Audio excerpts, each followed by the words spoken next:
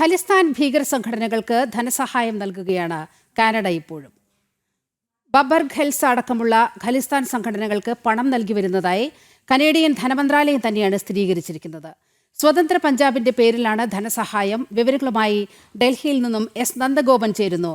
നന്ദൻ, കാനഡയിൽ സർക്കാർ മാറിയപ്പോൾ ഇത്തരത്തിൽ ഈ വിഘടനവാദ ഗ്രൂപ്പുകൾക്കെതിരെയുള്ള ഈ ധനസഹായം അടക്കമുള്ള കാര്യങ്ങൾ നിർത്തും അല്ലെങ്കിൽ അത് അവസാനിക്കുമെന്നാണ് പ്രതീക്ഷിച്ചത്. പക്ഷേ ആ പ്രതീക്ഷയ്ക്ക് വിരുദ്ധമായി ഇപ്പോഴും ഖലിസ്ഥാൻ ഭീകര സംഘടനകളെ അങ്ങനെ വളർത്തുകയാണ് കനേഡിയൻ സർക്കാർ.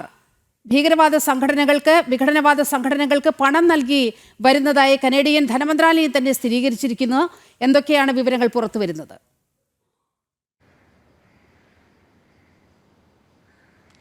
നിലിമ, പഞ്ചാബ് എന്ന സംസ്ഥാനത്തെ സ്വതന്ത്രമാക്കി ഒരു പ്രത്യേക രാജ്യമാക്കി, സിഖ് മത അധിഷ്ഠിത രാജ്യമാക്കിക്കൊണ്ട് ഒരു ഖാലിസ്ഥാൻ എന്നുള്ള രാജ്യം രൂപീകരിക്കുക എന്ന ആശയത്തെ മുൻനിർത്തിയുള്ള പണസമാഹരണം അത് കാനഡ കേന്ദ്രീകരിച്ച് നടക്കുന്നു. കനേഡിയൻ സർക്കാർ തന്നെ അതിന് ധനസഹായം നൽകുന്നു എന്ന് വ്യക്തമാക്കുന്നു. കനേഡിയൻ സർക്കാരിൻ്റെ ധനകാര്യ വകുപ്പ് തന്നെ പുറത്തുവിട്ട റിപ്പോർട്ട് പ്രകാരമാണ് ഈ ധനസഹായം നൽകുന്നു എന്നുള്ള കാര്യം വ്യക്തമാകുന്നത്. The 2025 assessment of money laundering and terrorist financing risk in Canada എന്നുള്ള ഒരു ലേഖനത്തിൽ, ആ റിപ്പോർട്ടിലാണ് ഇക്കാര്യങ്ങൾ വ്യക്തമാക്കുന്നത്. പ്രധാനമായും രണ്ട് സംഘടനകളാണ്. ഒന്ന് ബബർ ഖലീസയാണ്, മറ്റൊന്ന് സിഖ് യൂത്ത് ഫെഡറേഷനാണ്. എന്നീ രണ്ട് സംഘടനകൾക്കാണ് ധനസഹായം നൽകിയിരുന്നതായി ഈ ധനകാര്യ വകുപ്പ് വ്യക്തമാക്കിയിരിക്കുന്നത്. നേരത്തെ തന്നെ ഭാരതം ഇക്കാര്യങ്ങൾ നേരത്തെ തന്നെ വ്യക്തമാക്കിയിരുന്നതാണ്. കനേഡിയൻ മണ്ണിൽ നിന്നുകൊണ്ട് ഭാരതത്തിനെതിരെ വിഘടനവാദ ആശയം മുൻനിർത്തി അല്ലെങ്കിൽ വിഘടനവാദ ആശയം മുൻനിർത്തിക്കൊണ്ടുള്ള പ്രവർത്തനങ്ങൾ അത് കനേഡിയൻ മണ്ണിൽ വ്യാപകമായി നടക്കുന്നു എന്നുള്ളത് പലപ്പോഴും ഭാരതം തെളിവുകൾ സഹിതം സാക്ഷ്യപ്പെടുത്തിയിട്ടുണ്ട്. എന്നാൽ ആ അവസരങ്ങളിലൊക്കെ തന്നെ കാനഡ അതിനെ തള്ളിപ്പറയുന്ന സാഹചര്യമായിരുന്നു ഉണ്ടായിരുന്നത്. ഇന്നിപ്പോൾ കാനഡയുടെ ധനകാര്യ വകുപ്പ് തന്നെ അല്ലെങ്കിൽ ധനകാര്യ മന്ത്രാലയം തന്നെ ഇക്കാര്യങ്ങൾ സ്ഥിരീകരിക്കുകയാണ്. അവരുടെ റിപ്പോർട്ടിലാണ് ഈ രണ്ട് സംഘടനകൾക്ക് ഇത്തരത്തിൽ ഈ ധനസഹായം നൽകി വരുന്നതായി വ്യക്തമാക്കുന്നത്. ഈ ബബർ ഖലീസ ഇൻ്റർനാഷണലിനെയും അതേപോലെ തന്നെ സിഖ് യൂത്ത് ഫെഡറേഷനെയും അവർ ഖാലിസ്ഥാനി ഭീകര സംഘടനകളാണ് എന്നുള്ളത് ധനകാര്യ വകുപ്പിൻ്റെ ഈ റിപ്പോർട്ടിൽ വ്യക്തമാക്കുന്നു. മാത്രമല്ല, പൊളിറ്റിക്കലി മോട്ടിവേറ്റഡ് വയലൻറ്റ് എന്നുള്ളതാണ് പ്രധാനമായും ഇവർക്കെതിരെ ഉന്നയിക്കുന്ന ആരോപണം. ഇവരെ ഈ ഹമാസിനെയും അതേപോലെ തന്നെ ഹിസ്ബുൾ മുജാഹിദിനെയും ഒക്കെ തന്നെ ഉൾപ്പെടുത്തിയിട്ടുള്ള പട്ടികയിലാണ് ഈ രണ്ട് സംഘടനകളെയും ഉൾപ്പെടുത്തിയിട്ടുള്ളത്. അതേസമയം തന്നെ ഇവർക്ക് കനേഡിയൻ സർക്കാർ ധനസഹായം നൽകി വരുന്നു. ഒരു കോണിൽ കൂടെ ഇവരെ ഭീകരവാദികൾ എന്നിപ്പോൾ അവരെ കരിമ്പട്ടികയിൽ ഉൾപ്പെടുത്തുകയും ചെയ്യുന്നു. മറുകൈകൊണ്ട് അവർക്ക് ധനസഹായം നൽകുന്ന അവസ്ഥയാണ് അല്ലെങ്കിൽ അത്തരം സ്ഥിതിയായിരുന്നു കാനഡയിൽ ഉണ്ടായിരുന്നത്. അത് ധനമന്ത്രാലയം തന്നെയാണ് വ്യക്തമാക്കുന്നത്. വളരെ നിർണായകമായ വിവരങ്ങളാണ് പുറത്തു വന്നിരിക്കുന്നത്. അതായത് സർക്കാർ തന്നെ വ്യക്തമാക്കുകയാണ് തങ്ങൾ ഭീകരവാദ സംഘടനകൾക്ക്, ഭാരതത്തിനെതിരെ നിഴൽ യുദ്ധം നടത്തുന്ന ഖലിസ്ഥാൻ ഭീകരവാദ സംഘടനകൾക്ക് തങ്ങൾ ധനസഹായം നൽകിയിട്ടുണ്ട് എന്നുള്ളത് കാനഡ തന്നെ തുറന്നു പറയുന്ന സാഹചര്യം. അത് ലോകരാജ്യങ്ങളിത് ശ്രദ്ധയോടെ വീക്ഷിക്കുമെന്നുള്ള കാര്യത്തിൽ തർക്കമില്ല. പ്രത്യേകിച്ച് പലപ്പോഴും ലോകരാജ്യങ്ങൾക്ക് മുന്നിൽ ഭാരതം ഇത് ചൂണ്ടിക്കാണിച്ചിട്ടുള്ളതാണ്.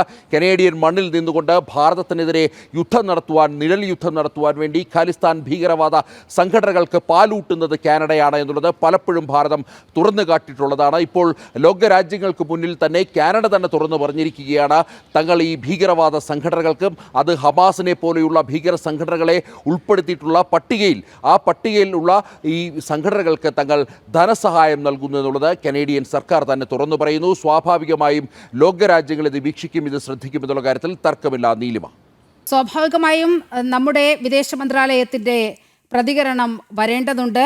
വലിയ രീതിയിൽ കാനഡയെ പ്രതിരോധത്തിലേക്ക് നയിക്കുന്ന നടപടികൾ അവരുടെ ഭാഗത്തു നിന്ന് തന്നെ ഉണ്ടാകുകയാണ്. സ്വാഭാവികമായി ഇപ്പോൾ അറിയാം, ഭാരതത്തിൻ്റെ പഴയൊരു സ്ഥാനമല്ല ലോകരാജ്യങ്ങൾക്കിടയിൽ ലോകരാഷ്ട്രീയത്തിൽ ഭാരതത്തിനുള്ളത്. സ്വാഭാവികമായും കാനഡ ഇത്തരം വിഘടനവാദ ശക്തികളെ, പ്രത്യേകിച്ച് പഞ്ചാബിനെ സ്വതന്ത്രമാക്കണമെന്ന് വാദിക്കുന്ന, ഭാരതത്തിനെതിരെ വിഘടനവാദ ശക്തികളായി നിലകൊള്ളുന്ന ബബർ ഖൽസ അടക്കമുള്ള സംഘടനകൾക്ക് ഇങ്ങനെ സഹായം നൽകുമ്പോൾ സ്വാഭാവികമായും ലോകത്തിന് മുന്നിൽ മറുപടി പറയേണ്ടി വരില്ലേ?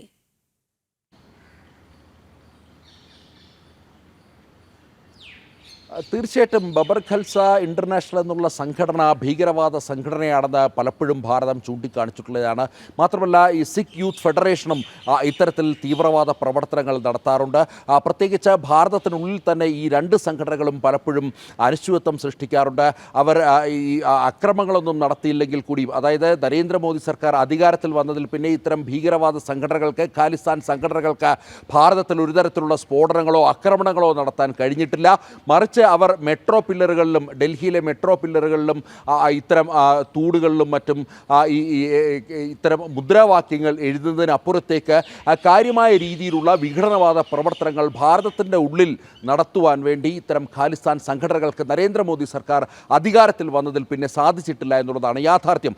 അതേസമയം തന്നെ നമുക്ക് പലപ്പോഴും നമ്മൾ വാർത്തകളിലൊക്കെ തന്നെ കണ്ടിട്ടുള്ളതാണ്, കനേഡിയൻ മണ്ണിൽ, കാനഡയുടെ മണ്ണിൽ ഭാരതത്തെ അവഹേളിച്ചുകൊണ്ടുള്ള, ഭാരതത്തിൻ്റെ ദേശീയ പതാകയെ അവഹേളിച്ചുകൊണ്ടുള്ള, ഭാരതത്തിനെതിരെ മുദ്രാവാക്യം മുഴക്കിക്കൊണ്ടുള്ള ഇത്തരം തീവ്ര സിഖ് അനുഭാവികളുടെ ഇത്തരം പ്രകടനങ്ങൾ അല്ലെങ്കിൽ ഖാലിസ്ഥാൻവാദികളുടെ പ്രകടനങ്ങൾ പലപ്പോഴും കണ്ടിട്ടുണ്ട്. മാത്രമല്ല ഭാരതത്തിൻ്റെ വിദേശകാര്യമന്ത്രി കാനഡയിൽ സന്ദർശനം നടത്താൻ എത്തിയപ്പോൾ അവിടെയും അദ്ദേഹത്തിനെതിരെ മുദ്രാവാക്യം മുഴക്കിക്കൊണ്ട് അദ്ദേഹത്തെ തടയാൻ ശ്രമിക്കുന്ന സാഹചര്യങ്ങൾ പോലും ഉണ്ടായിട്ടുണ്ട്. ഇത്തരത്തിൽ ഭാരതത്തിലെ ഭരണകർത്താക്കൾക്കെതിരെയും അതേപോലെ തന്നെ ഭാരതത്തിൻ്റെ നിലപാടുകൾക്കെതിരെയും നിരന്തരം ഭീഷണി ഉയർത്തുന്ന ഖാലിസ്ഥാൻ ഭീകരവാദ സംഘടനകൾക്ക് ഈ കനേഡിയൻ മണ്ണിൽ അല്ലെങ്കിൽ കാനഡ അവരെ പാലൂട്ടി വളർത്തുന്നു, അവർക്ക് ധനസഹായം നൽകുന്നു എന്നുള്ള വിവരങ്ങൾ സ്വാഭാവികമായും ലോകരാഷ്ട്രങ്ങൾ അവർ ചർച്ച ചെയ്യപ്പെടും.